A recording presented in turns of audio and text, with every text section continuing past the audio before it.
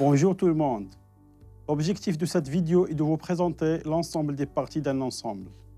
Nous commençons par la définition de l'ensemble des parties d'un ensemble. Et nous illustrons la notion par des exemples.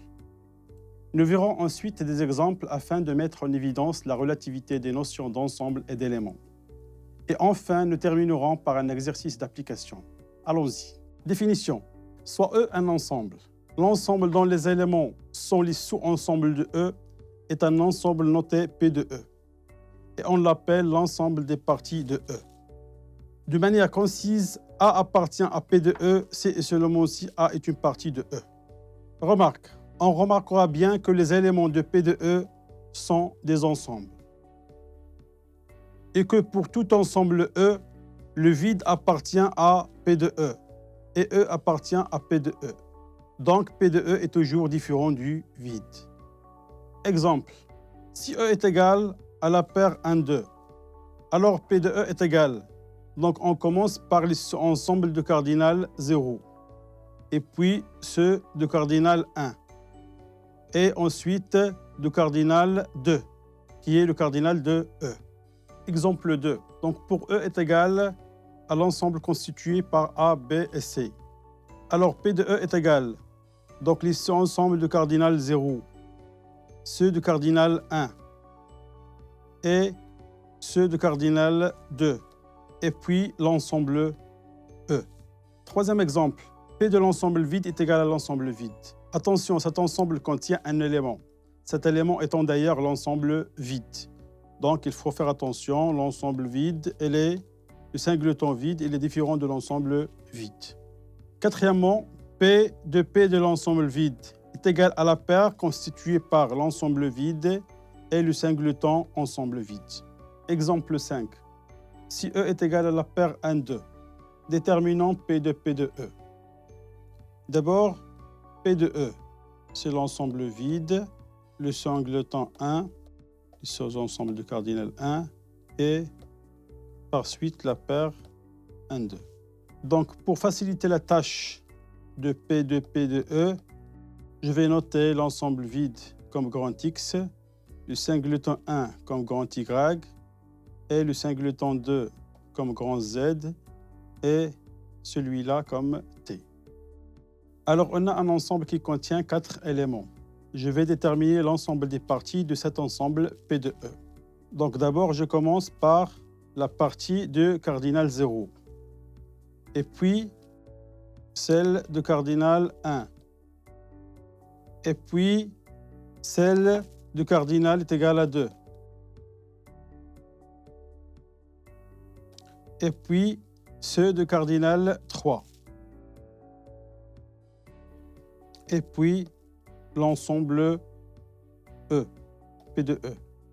Donc, et je remplace, bien sûr, X, Y, Z, T par le vide, le singleton 1, le singleton 2 et la paire 1, 2. Remarque, il ne faut pas confondre X et le singleton X. Tout simplement car X est un élément de E, le singleton X est une partie.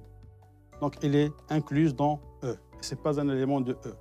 Les notions d'ensemble et d'éléments sont relatives puisque un ensemble peut être un élément d'un autre ensemble. Exemple. La paire de 3 est une partie de N. Par contre, la paire de 3 est un élément de P de N. Un objet peut être à la fois un élément et un sous-ensemble. Regardons l'ensemble suivant. Donc 1 et 2 sont des éléments de E. Donc on peut dire que A, elle est incluse dans E. On regarde aussi que la paire 1, 2 est un élément de E. Donc A appartient à E.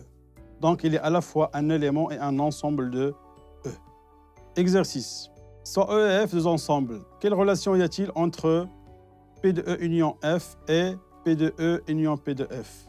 Deuxièmement, P de E inter F et P de E inter P de F. Et troisièmement, P de E croix F et P de E croix P de F. Commençons par la première. Donc, montrons l'inclusion et que la réciproque est fausse en général. Donc, pour la première inclusion, Si je prends A appartient à P de E union P de F, alors A inclus dans E ou A inclus dans F, ce qui implique que A est inclus dans E union F, ce qui implique que A appartient à l'ensemble des parties de E union F. Donc, évidemment, P de E union P de F est incluse dans P de E union F. Deuxième inclusion, elle est fausse en général. Si je prends par exemple E et avec A différent de B, alors on a la paire AB appartient à P de E union F, mais la paire AB n'appartient pas à P de E union P de F. Donc, deuxième question, montrant que P de E inter F est égal à P de E inter P de F. Donc, pour la première inclusion, je prends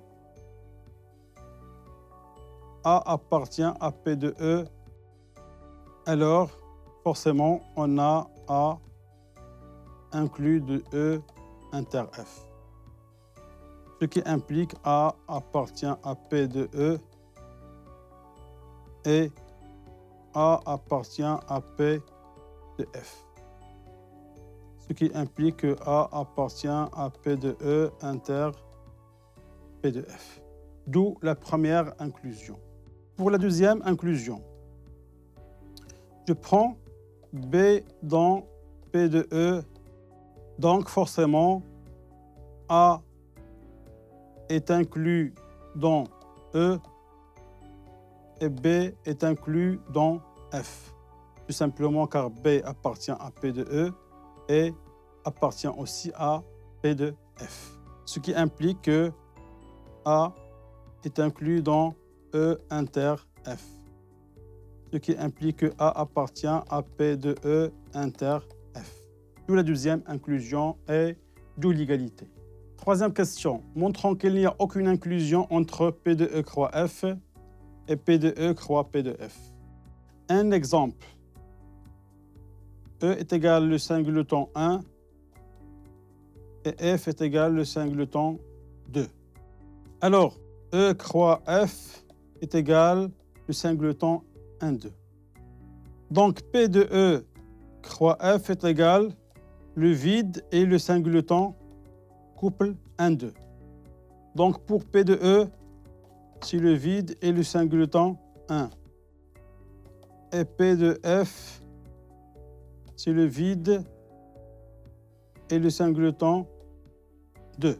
Alors, pour P de E croix P de F égale couple ensemble vide, l'ensemble vide, le singleton 1, le vide, le singleton 1. Donc, si on regarde P de E croix F et P de E croix P de F, il n'y a aucune inclusion entre les deux. Cette vidéo est terminée. Merci et à la prochaine.